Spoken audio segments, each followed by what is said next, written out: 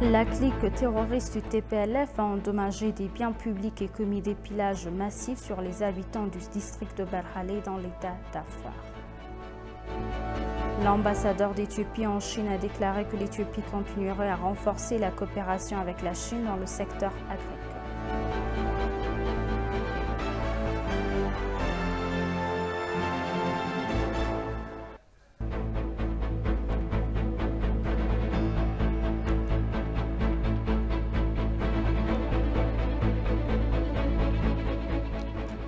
Bienvenue, chers téléspectateurs, c'est Alain Teibaro avec le journal du 11 mai. La clique terroriste du TPLF a endommagé des biens publics et commis des pillages massifs sur les habitants du district de Barhale dans l'état d'Afar. Le naufrage brutal s'est produit pendant le contrôle total de la zone par le TPLF au cours des 3 derniers jours. Des tueries massives ont également eu lieu pendant l'invasion, coûtant la vie à 99 innocents d'Afar. Suivant les détails. Kilbati Rassou est la zone la plus septentrionale de l'état aride d'Afar au nord. Lieu connu pour sa chaleur étouffante, la zone est tombée aux mains des forces du TPLF, témoin de pillages massifs et de dégâts matériels. L'invasion a entraîné des déplacements massifs d'habitants au-delà des décombres sur les infrastructures. Le quartier de Barhale, dans la zone de Kilbati Rassou, s'est transformé en une ville fantôme au milieu de la guerre, sans électricité, sans eau courante, et il ne reste même plus un seul habitant en ville. De nombreuses propriétés privées et publiques ont été démolies sans raison apparente. Voici ce que les responsables disent de la destruction. Ici à Barhale, nous avons eu 5 centres de santé et 17 postes de santé, dont 13 ont été démolis.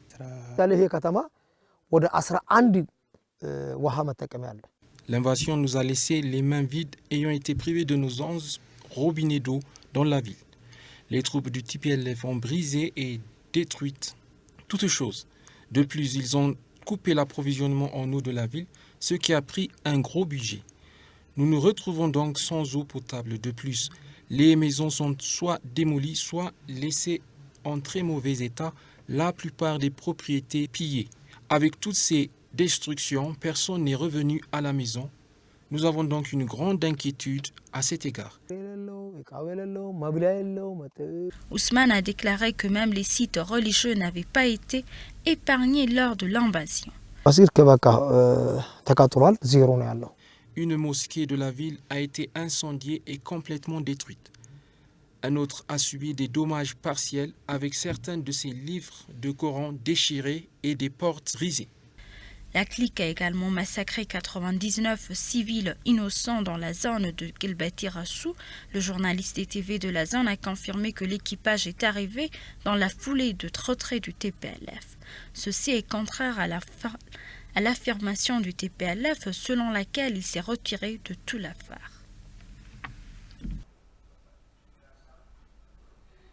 Le Conseil national de la macroéconomie a exprimé l'espoir que l'Éthiopie surmonte la tempête des défis macroéconomiques actuels et connaître la prospérité. Dans une déclaration, le Conseil a admis que les pressions de catastrophes naturelles et provoquées par l'homme sont immenses. Malgré les perturbations des échanges et du commerce causées par la guerre dans le Nord, la destruction des infrastructures et le déplacement des citoyens ainsi que la crise diplomatique ont eu un effet dévastateur sur notre économie, a-t-il déclaré. La sécheresse dans diverses parties du pays et la famine et la mortalité du bétail qui ont résulté ont coûté cher à l'Éthiopie. Néanmoins, il a été assuré que l'économie du pays éthiopien se porte mieux malgré les pressions nationales et étrangères. Cela, a-t-il dit, a été confirmé par le Conseil macroéconomique lors de ses performances au cours des 9 premiers mois de l'exercice. Des augmentations des prêts et l'épargne directement liées à l'investissement ont également été enregistrées selon le Conseil. Diverses stratégies ont été conçues pour réduire le taux de chômage croissant et environ 1,4 million d'emplois ont été créés au cours des 9 derniers mois. Mais l'inflation qui a actuellement augmenté de 36,6% continue d'être le défi majeur du secteur économique, a déclaré le Conseil. La situation a été exacerbée par le taux d'inflation exorbitant, a-t-il ajouté. Bien que diverses mesures aient été prises au cours des 3 dernières années pour réduire l'inflation à un chiffre, les efforts du gouvernement ont été inefficaces en raison de facteurs nationaux et internationaux tels que le Covid-19 et la guerre russo-ukrainienne. Le Conseil a recommandé la modernisation du système fiscal comme la taxe foncière et la taxe d'assises. Il a déclaré que divers efforts étaient déployés pour réduire l'impact de la hausse des prix du carburant sur l'économie éthiopienne à l'avenir. Diverses mesures sont prises pour accroître la productivité de la culture du blé. Selon le Conseil, des réformes de politique économique sont en cours tandis que des mesures administratives sont prises.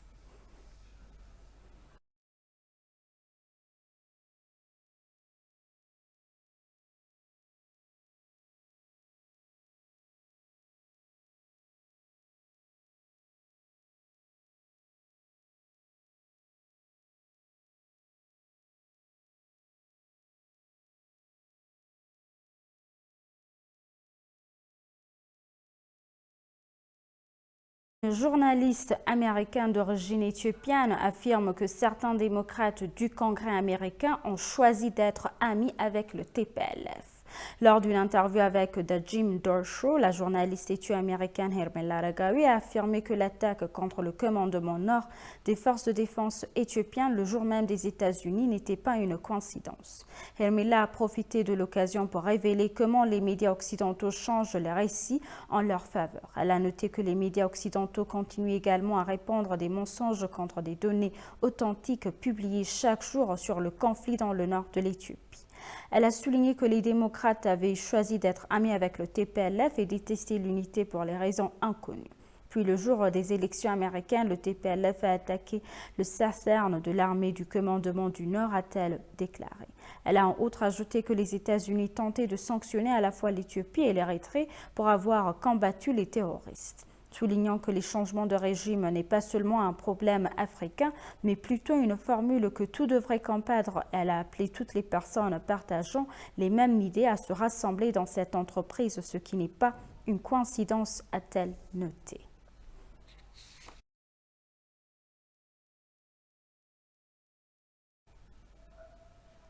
L'économie éthiopienne devrait croître de 6,6% au cours de l'exercice 2021-2022. La projection est basée sur la performance macroéconomique du pays sur 9 mois.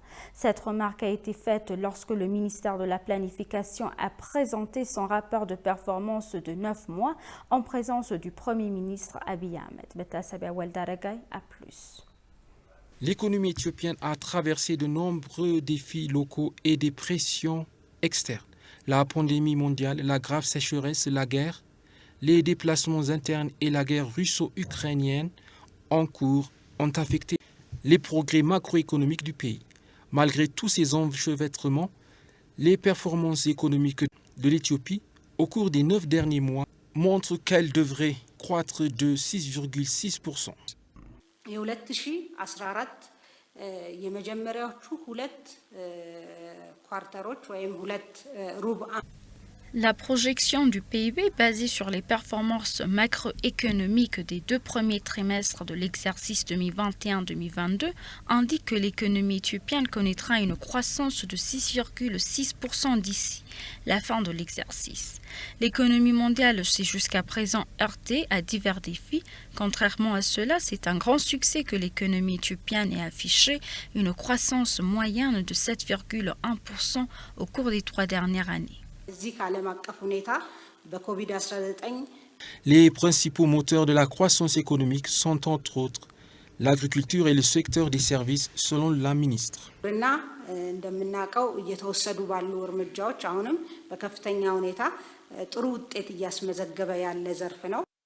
L'agriculture est un secteur qui affiche des progrès remarquables.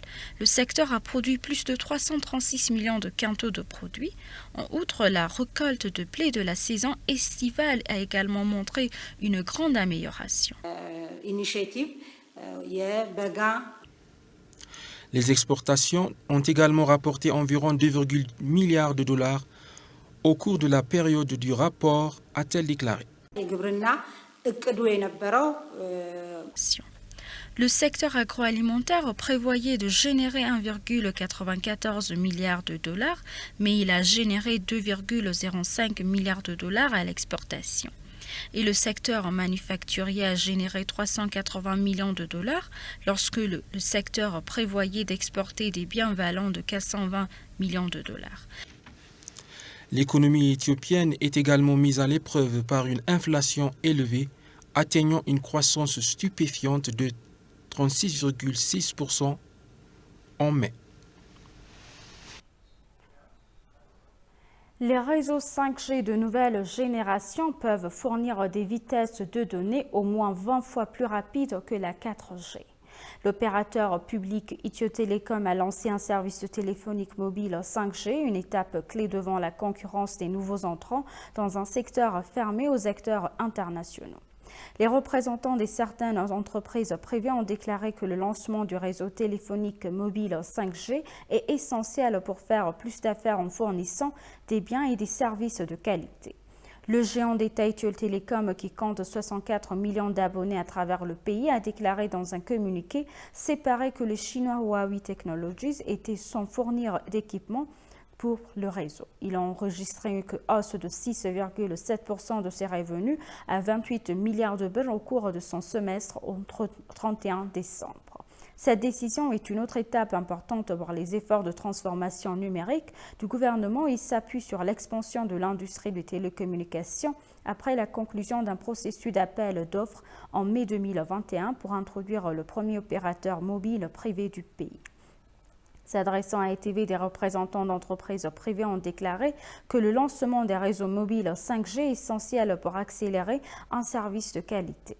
Le fournisseur des services de télécommunications pionnier en Afrique, Ethio Telecom, fait face à la concurrence d'une filiale du Kenya Safaricom qui a dévoilé son premier centre de données à Addis Abeba en avril avant le lancement prévu dans la Corne de l'Afrique. Yo Malakou, ingénieur des réseaux sans fil chez l'unique fournisseur de télécommunications, pour sa part déclaré que la fourniture d'un service téléphonique mobile 5G est vitale pour toutes les entreprises afin d'augmenter leur productivité.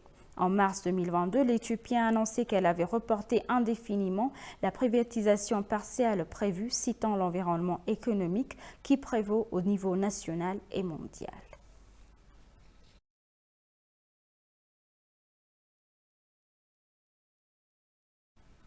Et pour conclure le journal, l'ambassadeur d'Éthiopie en Chine, Tasho Matoga, a déclaré que l'Éthiopie continuerait à renforcer la coopération avec la Chine dans le secteur agricole. L'université d'Abratabour et l'université des sciences agricoles du sud de la Chine ont discuté des moyens de travailler ensemble à l'avenir. L'ambassadeur Tasho Matoga a déclaré à cette occasion que l'Éthiopie et la Chine entretiennent des relations diplomatiques de longue date, en particulier dans le cadre de la coopération sud-sud. Il a déclaré que le gouvernement éthiopien accordait la priorité au secteur de l'éducation. Il a indiqué que les relations publiques ainsi que les programmes de réduction de la pauvreté et de développement agricole figuraient parmi les principaux objectifs du gouvernement chinois, en particulier dans le cadre de la coopération sino-africaine. Pour sa part, le professeur Wang Ling, vice-président de l'Université des sciences agricoles du sud de la Chine, a déclaré que son université était engagée et prête à travailler avec l'Université de Abratabour à cet égard. Il a déclaré que l'université offrira des opportunités supplémentaires d'éducation et de formation gratuite aux étudiants, enseignants et professionnels de l'agriculture éthiopiens. Le directeur des relations internationales et de la coopération stratégique de l'université de Abratabour, Dr Abraham Melke, a déclaré que la Chine était un pays avec un grand potentiel dans tous les domaines et devrait travailler ensemble, a déclaré l'ambassade.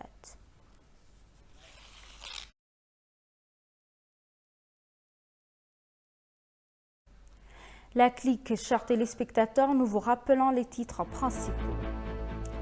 La clique terroriste du TPLF a endommagé biens publics et commis des pillages massifs sur des habitants du district de Barhale dans l'état d'Afar.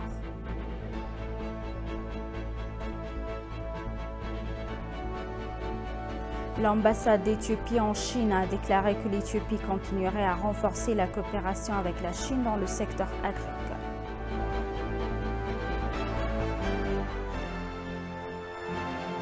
Merci, chers téléspectateurs. C'est la fin du journal. C'était Aline Teibaoulou avec le journal. Restez avec nous avec le reste des programmes. Bonne journée.